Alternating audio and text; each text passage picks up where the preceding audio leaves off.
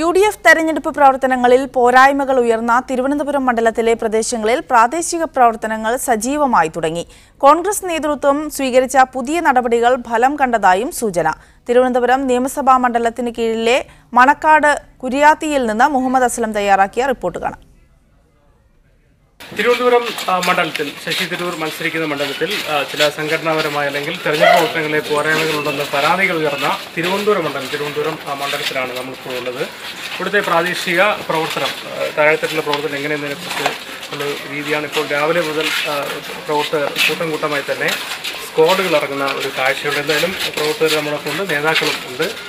എങ്ങനെയുണ്ട് ഇപ്പോൾ ഇവിടെ താഴെത്തട്ടിലെ പ്രവർത്തനം?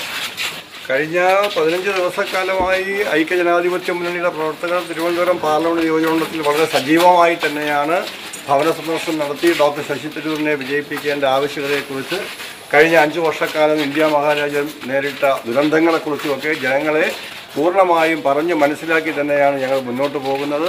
ഡോക്ടർ ശശി തരൂരിൻ്റെ പ്രവർത്തനങ്ങൾ കഴിഞ്ഞ 2 ദിവസമായി വളരെ ഊർജ്ജസ്വലമായി ഈ പാർലമെൻറ്റ് നിയോജകമണ്ഡലം ആകെ മെച്ചപ്പെട്ടിട്ടുണ്ട്. അത് തിരുവനന്തപുരം അസംബ്ലി നിയോജകമണ്ഡലത്തിലും പ്രവർത്തനങ്ങൾ മെച്ചപ്പെട്ട് വരികയാണ്.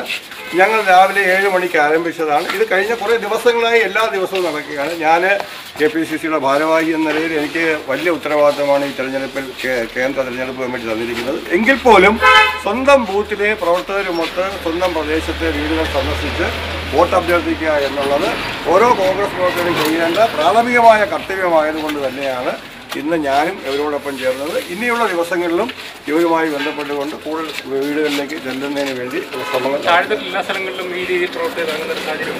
നാളത്തോടുകൂടി എല്ലാ തിരുവനന്തപുരം പാർലമെന്റ് നിയോജകമണ്ഡലത്തിലെ ഏകദേശം 1305 ബൂത്തുകളിലും നാളത്തോടുകൂടി എല്ലാ അർത്ഥത്തിലും പരിപൂർണമായും ഡോക്ടർ ശശി തരൂരിനെ വിജയിപ്പിക്കുവാനുള്ള പ്രവർത്തനങ്ങൾ കൂടുതൽ ശക്തിപ്പെടും. അതിന് വേണ്ടുന്ന എല്ലാ സജ്ജീകരണങ്ങളും സംഘടനാപരമായി ചെയ്യേണ്ട എല്ലാ കാര്യങ്ങളും ചെയ്തു തീർത്തിട്ടുണ്ട് കേന്ദ്ര തെരഞ്ഞെടുപ്പ് കമ്മിറ്റി.